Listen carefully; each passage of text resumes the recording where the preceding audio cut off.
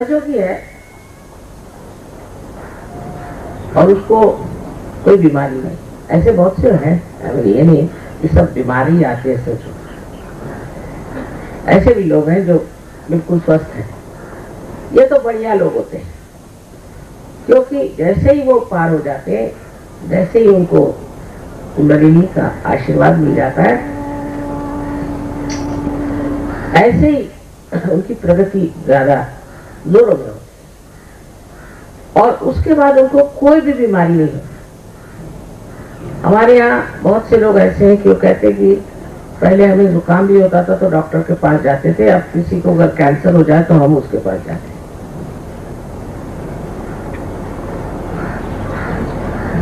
सो आप ही डॉक्टर बन जाते हैं, आप डॉक्टर बन जाते हैं, खुद आप अपनी बीमारी समझते हैं। क्योंकि जब कुंडलिनी इसको भेजती है तो आपको महसूस होता है ना, उस दिन भी ठंडी ठंडी हवा।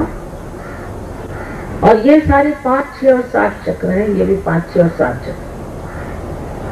इन चक्रों पे आप जानते हैं कि आपका कौन सा चक्र खराब, और फिर आप दूसरों का जानना चाहे तो उसका भी जान सकते हो उसका कौन सा चक्र खराब। अगर आप समझ ले कि किस तरह से इस चक्र को ठीक करना है, हो गया। आप अपने भी चक्र ठीक करिए और दूसरों को भी ठीक करिए। इससे पहले तो आपको अपने चक्र महसूस ही नहीं होते, अब आपको अपने चक्र महसूस हो। और इसी को हम कहते हैं कि अपना ज्ञान, स्वयं का ज्ञान। अपना ज्ञान जब पा गया, स्वयं का ज्ञान आ गया, अपने चक्रों के बारे में आपने सब कुछ जान लिया, तब फिर आप अपनी तंदुरुस्ती अच्छी रख सकते हैं। दूसरे किसी के चक्रों को आपने अगर जान लिया तो आप दूसरों की भी तंदुरुस्ती अच्छी रख सकते हैं। और आप बात सिर्फ चक्रों की करते हैं, आपकी भाषा चक्रों की होती है। आप ये नहीं कहते कि ये मुसलमान है कि हिंदू है कि ईसाई, ये नहीं कहते। आप ये नहीं कहते कि ये अंग्रेज है कि हिंदुस्तानी है कि और कोई, ये नहीं। आप ये नहीं कहते कि इसके बाल सफेद है कि काले है, इसने सूट पहना है कि कुर्ता पैजामा पहना है, ये नहीं कहते। ये सब बाह्य के आडंबर। आप सिर्फ ये कहते हैं कि माँ इसके ये चक्र जो है गड़बड़ में। आप सिर्फ चक्रों की बात करते हैं, कौन सा चक्र खराब है उसकी आप बात करते हैं, उसी तरफ आपका चित्त जाता है और उस चक्र को कैसे करना वो आप सीख लीजिए, हो गया काम खत्म। अब परमात्मा को पैसा वैसा समझ में नहीं आता। ये बैंक और पैसा सरदर्द जो है मनुष्य ने बनाया, इसका संबंध भगवान से है ये नहीं। कैसे हो सकता है बताइए? अजीब सी ये संस्थाएं हैं, कुछ समझ में नहीं आती मेरे भी। बहरहाल तो इसके लिए आप पैसा ऐसा नहीं दे सकते, ये तो जीवंत क्रिया है। आप अपने पेट को कितना पैसा देते हैं कि वो पचन करते हैं आपके खाने को, या इस हाथ को कितना आप रुपया देते हैं जो आपका सारा काम करते हैं।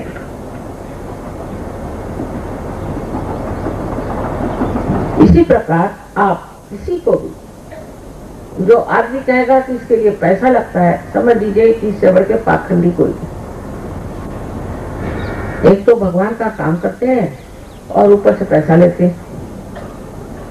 ये भगवान का काम नहीं कर सकते, क्योंकि भगवान को तो पैसा ही नहीं समझ में आता। अपने दिमाग से ये बात निकाल कि आप भगवान के नाम पर पैसा दे सकते। हाँ ठीक है, ये मंडप बनाया उसका पैसा दो, ठीक है, आप एरोप्लेन से आए उसका पैसा दो, ये सब भौतिक चीजों का पैसा दे सकते हैं, लेकिन परमात्मा के कार्य का आप पैसा नहीं दे सकते। तो ये जो आपके अंदर आंतरिकता से एक चीज आ जाती है जिसे हम कहते हैं सामूहिक चेतना, माने दूसरों के प्रति चेतित होते हैं। आपको महसूस होता है इनका ये चक्र पकड़ा। अब आप देखो ना, ताओ एकदम अंदर से ऐसी अनुकंपा आएगी, चल भाई इसको ठीक कर। वो 2-4 सहयोगियों को फोन करके सब लग जाएंगे उसको पीछे। अरे भाई कुछ तुमने अपना रक्षण किया है, कुछ अपनी और नजर करी कि चल गए। इतनी अनुकंपा बहती है लोगों की कि कुछ पूछो। मुझे फोन पे फोन करेंगे कि माँ फलाना बड़ा बीमार है। अरे वो सहयोगी है क्या? नहीं नहीं माँ वो है पर अच्छा आदमी है, शरीफ है बेचारा, अच्छा आदमी है, आप जरा चित्त दीजिए उसको ठीक करना। ऐसी अनुकंपा में लड़ाई झगड़े का क्या सवाल उठता है। अभी मैं मदार पे गई थी, निजामुद्दीन साहब, वो भी औलिया थे बहुत बड़े, और हम मानते उनको बहुत है, हम सबको मानते हैं। गुरु नानक की भी हम पूजा करते हैं, मोहम्मद साहब की भी हम पूजा करते हैं, दोनों एक ही चीज है, आप समझे या ना समझे। बेकार में लड़ाई झगड़ा कर रहे हो, असल में सब एक ही है। बहरहाल वहां भी मुझे आश्चर्य किया, वहां भी राजकारण चल रहा है। अरे जिसके दरवाजे बैठे वहां राजकारण क्या कर रहे होते, सहयोग में राजकारण नहीं चलता। ऐसे शुद्ध बनो, जब तक मन शुद्ध नहीं हुआ तब तक क्या फायदा है, धर्म कर्म करने से कोई फायदा नहीं। एकदम शुद्ध मन हो गया, और इस शुद्ध मन से सिवाय अनुकंपा के और कुछ नहीं बनता। सबके लिए दिल बहने लगता है, दिल इतना बड़ा हो जाता है, किसके लिए क्या करें, किसके लिए क्या करें।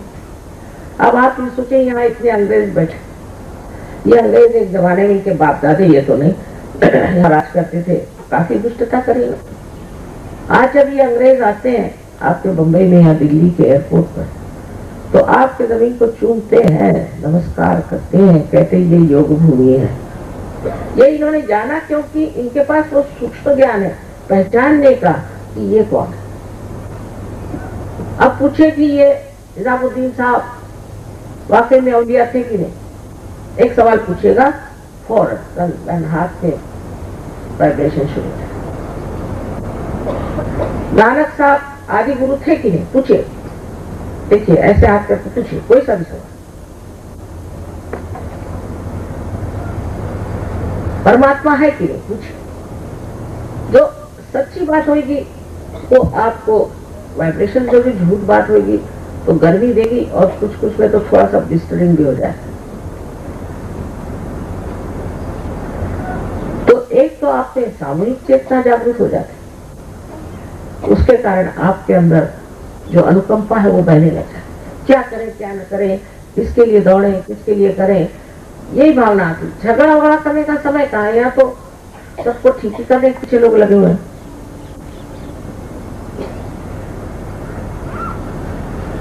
तो तीसरी चीज जो हो जाती है उसमें है कि आपको केवल सत्य पता होता है, एब्सोल्यूट ट्रूथ। ये क्या होता है, जब जैसे मैंने कहा पता करें, एक घर अभिनंदन आके सामने खड़ा है, तो पहुंचे हुए लोग भी जेल से छूटने के बाद कुछ भी कपड़ा पहन के खड़े हो गए साधु बाबा, कुछ जादू मंत्र किया, कुछ ये वो किया, लोग हो गए बुद्धू उनके पीछे। हाथ ऐसे करके पूछिए, फलाने ये गुरु हमारे हैं, ये सच्ची है कि झूठे, और आपको पता हो जाए। तो 10 बच्चों के आंख पर आंख कर पट्टी बांधे, और वो अगर 5 बच्चे हैं उनको बिठाइए और पूछिए कि बेटे इस आदमी को क्या तकलीफ है। सब एक उंगली दिखाएंगे, तो उनसे पूछिए कि तुम्हारे गले में कोई तकलीफ है। पहले आपको कैसे मालूम, बच्चे बता रहे हैं उंगली, ये उंगली बताई तो हार्ट पे तकलीफ है। सब चीज आपको हाथ में पता चलेगी, ये डायग्नोसिस करने की जरूरत नहीं। एक साहब ह्यूस्टन गए थे, कहीं डायग्नोसिस करते करते ही मैं मर गया, पैसे की पैसे लगे, और इन्होंने तो मेरी हथौड़ियां निकाल के डायग्नोसिस किया।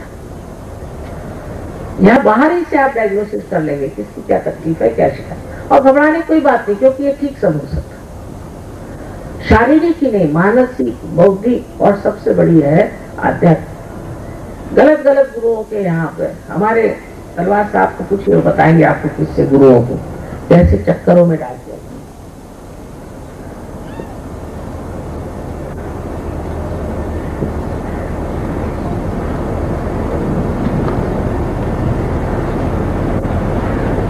और इंसान बहकते ही रहता है। अब तो हमने उनको मान लिया, अबे क्यों माना, उन्होंने तुमको क्या दिया, हम तो माँ है, हम पूछेंगे बेटे तुम्हारे गुरु ने तुमको दिया क्या, क्यों माना तुमने उनको, वो तुमको दिया है। और तुमने जाना कैसे कि वो असली की नकली, रुपया पे रुपया चढ़ा रहे, रुपया पे रुपया चढ़ा रहे। कितना बताया, कितना समझाया, बहुत नाराज होते थे लोग मेरे साथ। आप ठिकाने पे आए, तो उस वक्त में आपको केवल सत्य पता होता है। आप आदमी को देख करके बता सकते कि कौन से गुरु से चला रहा है, क्योंकि हर एक गुरु ने एक एक चक्र पे कोई ना कोई काम किया होता है।